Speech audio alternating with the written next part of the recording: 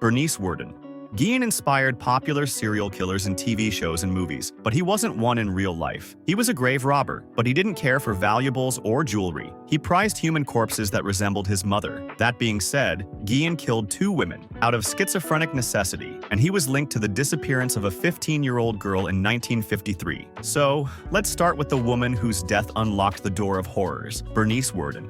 November 16th, 1957. It was the first day of deer hunting season in Plainfield, Wisconsin. On this day, most men were out in the woods, miles from town. That's why no one noticed the stranger who pulled up outside Worden's hardware store that morning. It was Ed Gein, a shy, soft-spoken local farmer that everyone knew, but few really saw. He told Bernice Worden he needed antifreeze. She wrote up the receipt, placed it on the counter, and turned her back for just a moment. That's when Gein raised his .22 caliber rifle. A single shot tore through the cold November air. The bullet struck Bernice in the head, killing her instantly. Gein dragged her body out the back door, loading her into his pickup truck. The store fell silent again, save for the slow drip of blood across the linoleum. Hours later, Bernice's son, Deputy Sheriff Frank Worden, returned from patrol to find the store door unlocked. The cash register was missing, and behind the counter, a dark red trail led to the back lot. On the counter sat that last receipt reading, antifreeze, Ed Gein. That single clue set off a chain of events that would unearth one of the most horrifying crimes in American history.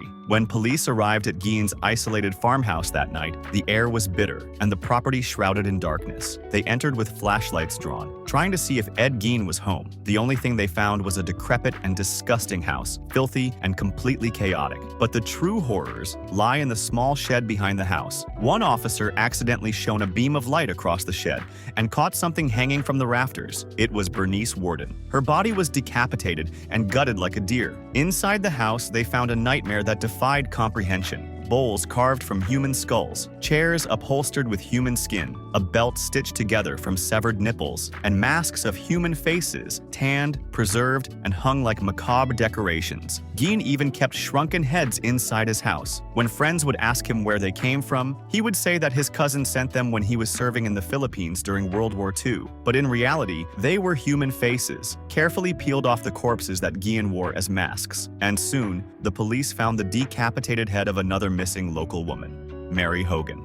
As investigators searched deeper into Ed Gein's farmhouse, the horror only grew. Every object seemed to hide a secret. And then, inside a paper bag near the kitchen stove, an officer found something that stopped the room cold. Inside was the severed head of a woman. Her face was preserved, but it was instantly recognizable. It was Mary Hogan, the missing tavern owner, who had vanished 3 years earlier. For years, townsfolk in Plainfield joked that Mary had simply run off to Chicago. Her roadside bar had a license to serve drinks to 18-year-olds. It was called Mary's Tavern and had been her pride and joy, a smoky, rough-edged place where she laughed loud, cursed freely, and served beer to the same men who would later help search for her. During the interrogation, Gein admitted that he shot Mary in the head with a .32 caliber pistol one winter night in 1954, then dragged her lifeless body back to his farmhouse in a sled. There, he mutilated her and performed his grotesque rituals that we all know far too well. Meanwhile, as officers uncovered more human remains, others spread out to find Gein himself. They discovered him at a neighbor's house, calm and almost polite. He was sipping coffee as if nothing had happened. When the sheriff's deputy placed him under arrest, Gein didn't resist. In hindsight, when Mary Hogan disappeared, some locals would ask Gein if he saw her, and he would simply say, "She's up at the farm." But since he was the town's weirdo, everyone shrugged it off as something another one of Gein's crazy rants. If they only knew Gein was actually telling the truth. Even though Bernice Worden was the key that unlocked the door or horrors, Mary Hogan had been the first to die. But these were the only 2 murders that Ed Gein admitted to. All the rest of his macabre decorations were constructed from the unearthed remains of corpses he would dig up at local graveyards. That being said, he did resort to 2 murders, and the reason behind both of them is very simple. He couldn't dig up corpses in the cold winter. Also, the women he killed reminded him of his dead mother, Augusta. So, Mary Hogan reminded him of his mother's dark side, this shadowy figure that he had to have, since he couldn't get his hands on female corpses at the time. According to forensic psychiatrist Carol Lieberman, his schizophrenia made him feel very lonely and abandoned by his mother, and perhaps is why he heard voices telling him to get another mother. When he could dig, Ed Gein did so with no respect for the deceased.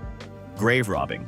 After he was arrested, Ed Gein refused to talk to anyone for a full day. Police officers assumed he was a serial killer, but they were wrong. Suddenly, after spending the first 24 hours in silence, he decided to start speaking. His first words? He demanded they give him an apple pie. This shows you the kind of emotional immaturity that Gein was suffering from. He was practically a child in a grown man's body. Eventually, he admitted to killing Bernice and Mary, but the number of skulls inside his house alone told a different story. But Gein wasn't a serial killer. He was a grave robber who didn't care for valuables. He was interested in one thing: female human corpses. The investigators found this hard to believe because bodies are traditionally buried 6 feet underground. Digging through 6 feet of packed dirt would be long, difficult, and cause a lot of noise, but Gein had a plan. He would buy a copy of the local newspaper and read the obituaries. As soon as he noticed a woman who vaguely resembled his mother, he would visit the local cemetery to mark his target. Later that night, he would come back with a pickaxe or a shovel, and he would exhume the body from the freshly packed dirt, carry it home on his truck, and do unthinkable things to the corpse. The police decided to dig up some of the multiple graves that Gein broke into, and to their shock, the graves were already broken into. Some had missing body parts, and other graves were completely empty. In total, Gein admitted to robbing 9 graves, but that was probably a lie. You see, the police found 12 skulls inside his home, excluding the remains of Mary and Bernice. This is why people assume that Gein murdered more people than he actually admitted to.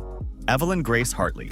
One of the murders people have pinned to Ed Gein, but haven't actually proven, is that of Evelyn Grace Hartley. Evelyn Grace Hartley was a quiet, hard-working 15-year-old from La Crosse, Wisconsin. On October 24, 1953, she was babysitting at the home of a university professor. It was supposed to be an ordinary evening, but by midnight, Evelyn was gone. When her father came to check on her, he found the house locked. However, something was terribly wrong. A window was forced open, a shoe lay abandoned on the floor, and Evelyn's glasses were found broken beside a pool of blood. Outside, there were footprints and drag marks leading away from the house. The search for Evelyn Hartley became one of Wisconsin's largest manhunts. Bloodhounds scoured the woods, volunteers searched fields, and divers combed nearby rivers, but no body was ever found. Years later, after the arrest of Ed Gein, investigators began to wonder if the two cases were connected. La Crosse was just 60 miles from Plainfield. The timing matched Gein's pattern. Evelyn fit the same disturbing profile as his victims and exhumed bodies: young, female, and physically similar to Gein's mother in her youth. When police questioned Gein about her disappearance, he denied involvement, but many detectives remained unconvinced. Netflix's show, Monster, also portrayed Gein murdering Evelyn after kidnapping her. But that being said, her body was never recovered. To this day, Evelyn Grace Hartley's fate remains a mystery. And while some believe Gein abducted her to his farmhouse of horrors, others believe the truth lies buried somewhere else, deep in the endless fields of Wisconsin.